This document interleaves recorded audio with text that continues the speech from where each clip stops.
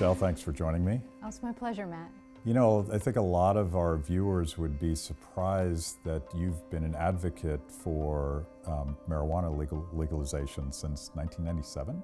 Well, I've had quite a journey, but I would say it started in 1997 when I worked for the Seattle Times. And at that time, I considered myself a fire-breathing drug warrior on the side of Bill Bennett. And of course, Washington State really has been ground zero, I would say, in the fight for medical marijuana at first, and then, you know, larger marijuana legalization.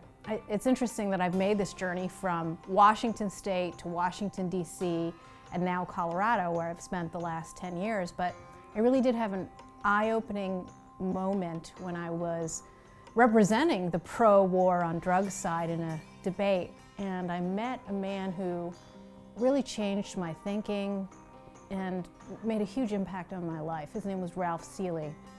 He was studying to be a lawyer at the University of Washington, and he was dying, or rather I should say, living with a very rare form of bone cancer, chordoma, I think it's called, which had started in his spine. So he was in a wheelchair and had trouble breathing, and yet was this incredible life force as an advocate for compassion in the law, and the very first referendum for medical marijuana.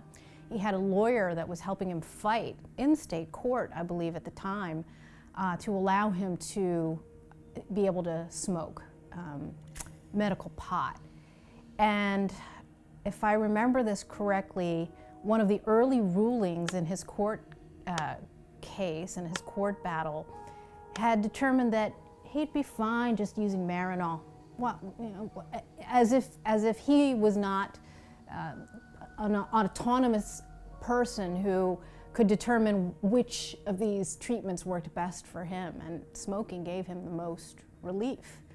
You know, and I think it was the way he argued, not only sort of ideologically, and this certainly appealed to me as someone as a limited government conservative, that the war on drugs had been a dreadful boondoggle and, you know, very costly failure, but the human toll as well. He was incredibly effective, and I remember at that debate thinking, I am on the wrong side. You know, it's one of those unintended consequences, because we talk about all of the young, nonviolent kids that end up in our prison system, the abuse of civil asset forfeiture, which undermines the credibility of law enforcement, and it's just stealing stuff. Yes. We're against that, right? Yes, we're against stealing stuff and hurting people. You know, using the power of government in order to claim that we're stopping other people from hurting themselves. And, you know, you just think of all of the non-violent, you know, first-time drug offenders who are clogging up the county jails, you know, whether it's King County or anywhere else in the country. And especially for limited government conservatives, you know, on the right, who consider themselves law and order, to not rethink the misallocation, you know, vast systemic misallocation of resources here. It's absurd. You know, then when I moved to Colorado, we were there, we got there in 2008, and the medical marijuana initiative had passed, and they were well on their way towards the wider approval of recreational marijuana. And I still had misgivings. And at the time, there had been a huge rush to apply for medical marijuana cards, and so there was a backlog. My mother-in-law was diagnosed with stage 4 melanoma, and it would have taken almost a year for approval of a medical marijuana card. But my husband and I were able to just walk into a recreational shop in Pueblo. It's the same one that was owned by either Cheech or Chong. I can't remember which one's the entrepreneur. Chong. I think it's Chong. And it was our first experience. because the way the medical marijuana initiative was written, each locality has been able to determine the licensing process. So this idea that so many people here in the Beltway, or sort of the pop culture idea of what Colorado is, that that there are recreational shops across from every Starbucks, just it hasn't happened that way. And I think it's an interesting experiment. And I do not see the propaganda view of Colorado that people have. It certainly isn't helped by the cannabis that CNN had on, when was that? When did they have it? A couple of months ago, where they brought some reporter in. It's not like that. I mean, you can't just smoke it out in the open. It's fairly highly regulated. That's how they determined it should be, and it's working out, I think, much better than all of the Chicken Littles expected it to. And we found our experience when we visited the pot shop was one of intense professionalism.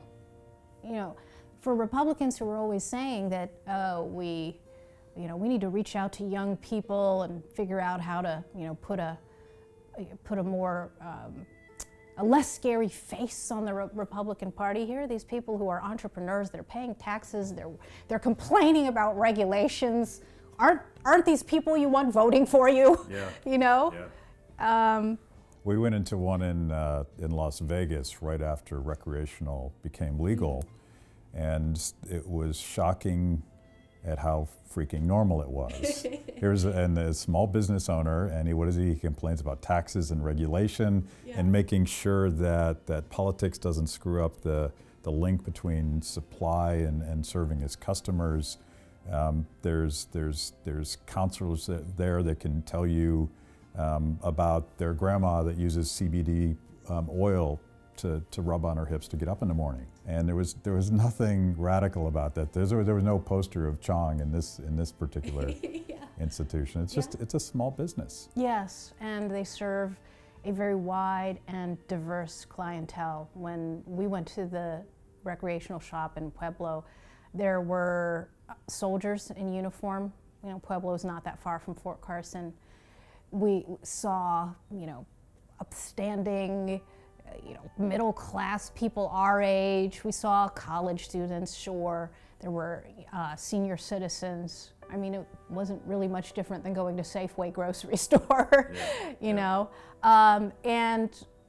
and we were treated with an incredible level of compassion as well. We sort of explained our situation. I had no idea what I was looking at. There was the entire edible section, but there were bongs, and we didn't know. And they steered us right. And for my mother-in-law, it was much more preferable to her to have a few crackers and still be able to play Scrabble and speak coherently and take the edge off of her pain, rather than be on the worst, most zombifying opioids that are prescribed by traditional mainstream medical professionals. And she certainly appreciated having that choice in the twilight of her life, and we did too. Yeah, I think I'm thinking, of course, of our Attorney General Jeff Sessions, who has said good people don't smoke marijuana, and that triggered me to come out and tell my cancer story from a long time ago, because we lived in this house. We're on Capitol Hill, and Washington D.C. had already voted to legalize medical cannabis. And I wanted to try it, but I couldn't, because I discovered that Congress had intervened. The so-called Bob Barr Amendment had stopped that. And I look at a lot of the comments and the pushback that I got when I told that story, and I don't think people that haven't been through cancer appreciate how many drugs you're on. Like there's a whole host of painkillers. You can do the worst of opioids, and they give them out like candy. And you have drugs to fix the damage caused by other drugs, to fix the damage caused by chemo. So you have this platform of stuff. Why wouldn't you want that person to be able to try medical cannabis? I don't understand. My feeling is that they, and by they I mean sort of the militant and unreasonable government officials, who take this unforgiving position, even on things like CBD, the cannabidiol oil, which has no THC content. I think it's a threat to the racket that we were talking about, a threat to their power, and it is the camel's nose under the individual autonomy tent. And I feel compelled as a conservative and a conservative mom of teenagers, one of whom has a basket of chronic illnesses and who did try CBD oil at the recommendation of neurologists in Colorado, not just quack doctors, but more and more mainstream medical professionals in Colorado whose eyes are being opened. As a conservative mom, I feel very compelled to help break the pot taboo on the right. As you say, you can go back all the way to William Buckley, and yet even now it's considered taboo, like I said, unacceptable to come out the way we have been, even though the culture and the tides have shifted. I think the more that people like me and you can put a face and a name and a story and attached to the principles of individual liberty that we hold very dear, the more difficult it is going to be for the war on drugs warriors to keep that wall erected. The future for Republicans on questions of health care and individual responsibility, you talk about gun ownership, I feel like we tell the same story over and over again. When we're successful, we're asking individuals to make choices and be responsible for those choices. And when we deviate from that, we get sideways with the American people, we get sideways with liberty. Yes, I think that's right. And as much as I can do from my mountaintop in Colorado to illuminate the consequences when government intervenes and prevents people from making those choices for themselves, I will continue to do.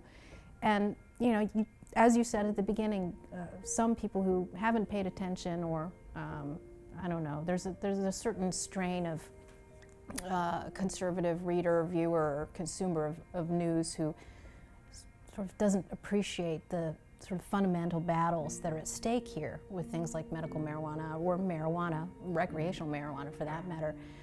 I think they're swayed by, they don't want to be on the same side as Snoop Dogg. That's what I've encountered.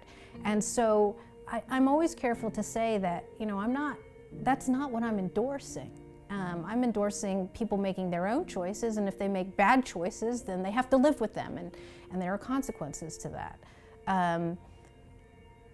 But I think that the part of the equation that I can help publicize or disseminate is the part of the equation that I think poses the greatest threat to these drug warriors.